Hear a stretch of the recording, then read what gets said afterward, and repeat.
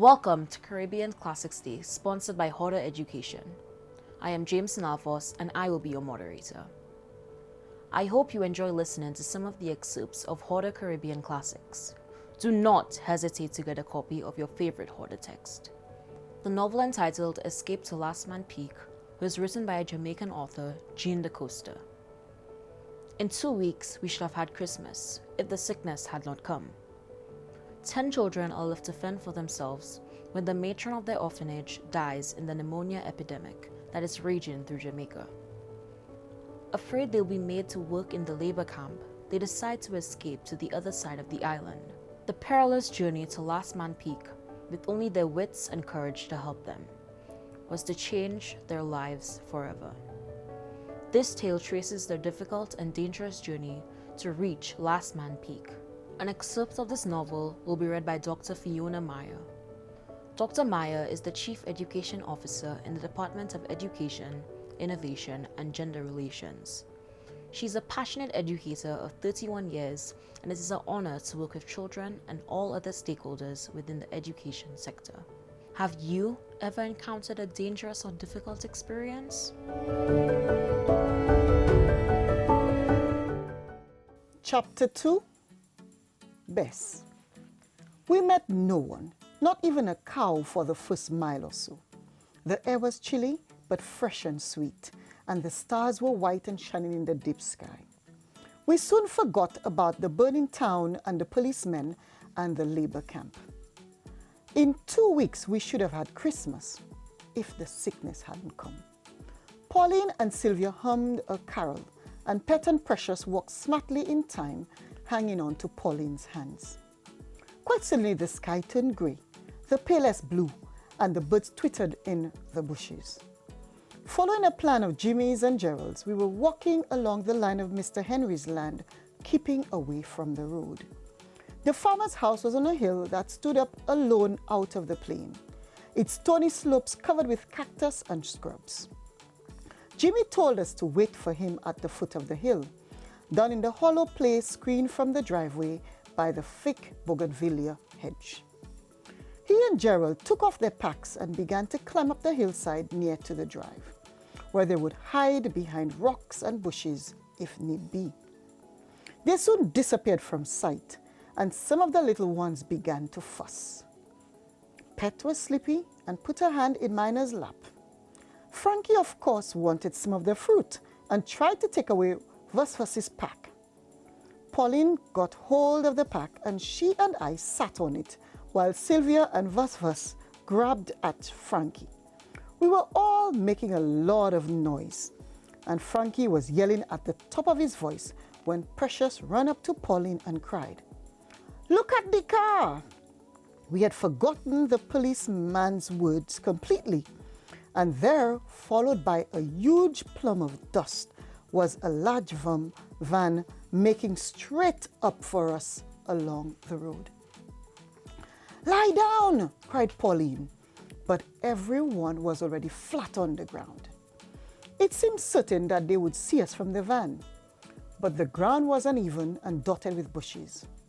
Then, just where the road swept round a wide curve that would have brought the driver of the van right before us, the hedge rose up between us and the road, barring the way. The van roared past. Even Pauline, who had tried to get a good look, had been unable to see it properly. We were safe for the moment. "Come on, all of you," Pauline whispered. "Come from here. They might see us from the corner of the drive up there." The driveway wound round the hill, and there was a sharp corner above us from which we could easily be seen by everyone walking on the drive and looking over the low hill that ran along it. Further down in the hollow was a large apple tree, its dense glossy foliage a perfect hiding place. We climbed quickly, handing the packs up to Vasvas, who climbed right up to the top. We waited in the apple tree for a long and uncomfortable time, brushing off the stinging ants that were busy all over the branches, rubbing the bites we received, trying to find places to sit.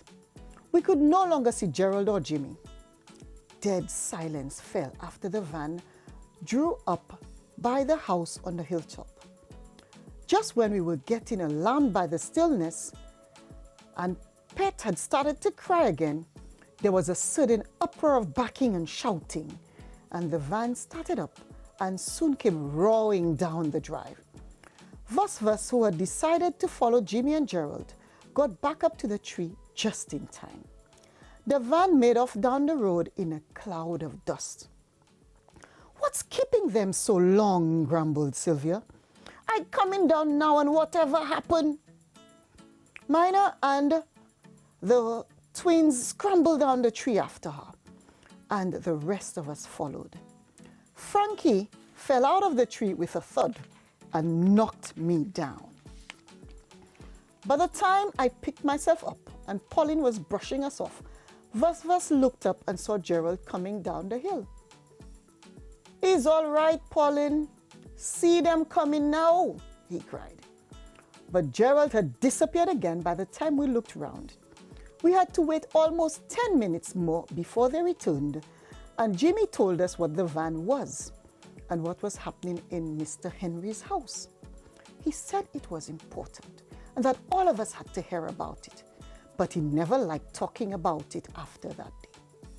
He said that after they had left us, he and Gerald had climbed up almost to the house when they saw the dust on the road below them and heard the sound of the approaching van. It was easier for them to hide as the hill was strewn with stones and boulders, and there was a sort of quarry on one side where they would lie concealed from view. Jimmy made Gerald stay behind, just in case, and then crept up as near as he dared to the wall that rimmed the driveway. The van screeched to a stop, and there was a short silence. Then heavy footsteps made their way to the front of the house, and someone knocked on it loudly. Presently, he heard the footsteps moving further away and the sound of breaking glass. A man's voice called out. Jimmy could not make out what was said, but he knew it was not Mr. Henry's voice. At this, someone else got out of the van and slammed the door, and both sets of footsteps faded away. In the silence, Jimmy felt bolder. He wanted to see the van if he could, so he crawled inch by inch up the bank and peeped over the wall. He saw a large van of a kind we all knew well in the days before the sickness. On the side was the picture of a laughing woman holding a fat baby. The picture was framed in a garland of red and yellow flowers, and big green letters spelled out, "Farm milk babies are best." But now, a hastily painted red cross covered the baby's face and most of the flowers. It was an ambulance. Just then, he heard shouts from the back of the house and the loud, angry barking of a dog. Footsteps rang on the paved yard, and he ducked just in time as the two men ran back to the van. He heard them climb in and slammed the door hastily, and the next moment there was a hideous noise of snarling and barking and growling right below his head. The engine started with a roar, and with a screech of tires, the van was turned into the yard. "I wish I could shoot the dog," said a voice as the engine noise dropped to a murmur. "Climb up and put the sign on that post. I don't think it can reach you." There was loud cursing and much barking, and then the engine revved up again, and the van set off down the hill. Jimmy waited until he could see it down in the distant plain before he called Gerald, and they both climbed cautiously up to the wall. "What about the dog? I'm afraid," said Gerald. He had never been on friendly terms with her. "She knows me," said Jimmy briefly. They stared at the house, locked up and strangely empty looking. The dog was lying on the veranda in the front of the door, and high up on the pillar at the entrance to the porch was a large notice hastily nailed. "Don't follow me yet," said Jimmy, and walked slowly up to the veranda. The dog stood up as he stepped over the wall. It was jet black and even larger than Gerald remembered. In fact, it was quite the largest dog he had ever seen. It seemed huge, as big as a calf, he thought. "Hello, Bess," said Jimmy. "Bess, never mind. Good dog, good dog. Remember me?" She wagged her tail and came forward. Jimmy stood still, and Gerald held his breath. Bess sniffed Jimmy carefully and then gave his hand a tiny lick. "Okay, Gerald," called Jimmy. "You can come now. Just let her smell you and walk slow." Bess came right up to the terrified Gerald. He said afterwards he was too frightened to run anyway, and licked his hand with a large wet tongue. Then she went back to her place by the door, whimpering a little. "Look at this," cried Jimmy, who had climbed up to the veranda railing to read the notice. "Condemned by health authority," it read out. "This house and its contents to be destroyed by the order of the health authority under the Epidemic Act." "Oh, somebody died in here. Mr. Henry must be dead." At the sound of her master's name, Bess whined more loudly and scratched at the door with her paw. "Let's leave, Jimmy," begged Gerald. "Wait, don't you smell something cooking?" Bess sprang up and ran to the back of the house, and the boys followed. Sure enough, a most entrancing, appetizing smell was coming from somewhere.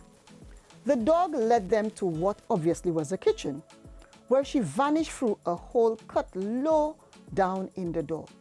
It was a bit awkward for Gerald, but Jimmy crammed in somehow, and he unbolted the door from inside.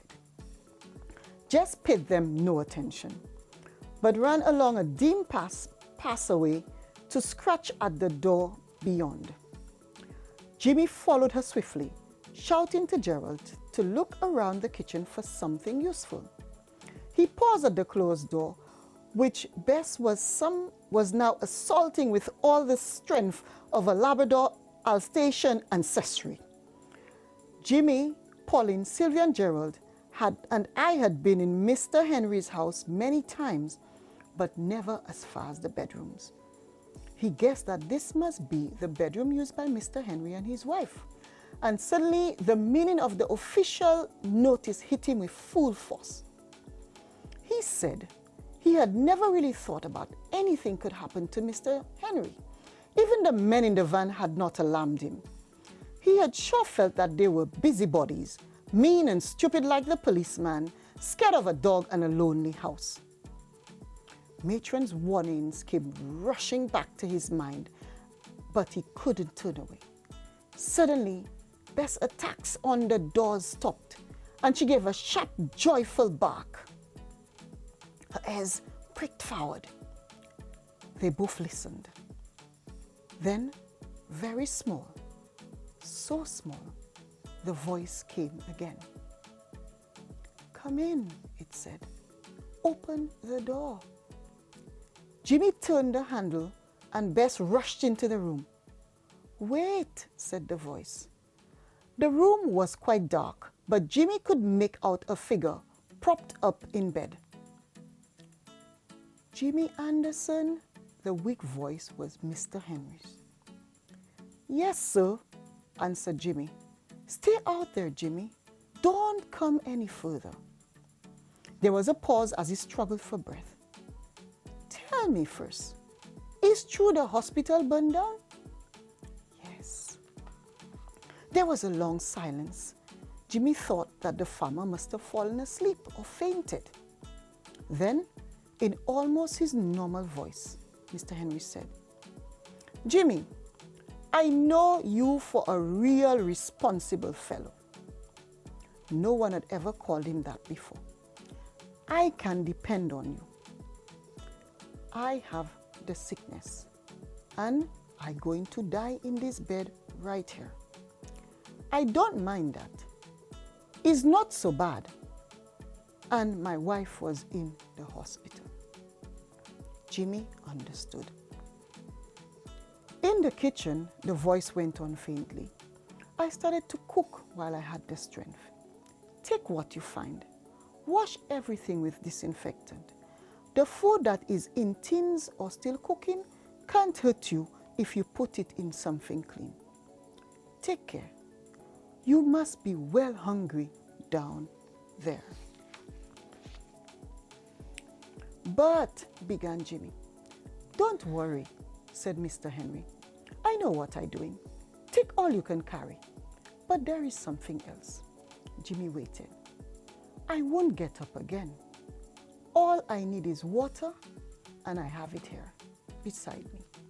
I put everything there when I took them sick. I was just waiting to hear my wife. I don't have to wait any longer. Go down to the pasture for me and let out all the cows. They can walk and find water. A fit of coughing shook him. Bess, the dog sat up and put one paw on the bed. I give her to you. I wouldn't give her to anybody else, and I wouldn't shoot her. Bess, the voice grew louder. Bess, go to Jimmy. The dog whimpered. Come on, Bess. I want you to watch him for me. Very reluctantly, the dog went to Jimmy, looking back to the bed and whining. Guard, Bess. Follow him. Jimmy rubbed her head gently. Tie her up at night, said Mr. Henry. Don't let her come back. Pet her a lot, but I don't have to tell you that. She will look after you well. If I get better, you can come and look for me. If not, the two of you must take care of each other. I think I will sleep, so shut the door now for me. Almost before he realized it, Jimmy found himself out of the bedroom in the dark passage. He hesitated and raised his hand once more to the handle. Bess nudged him with her muzzle, and he turned away bewildered and sad. In the kitchen, Gerald had not been idle.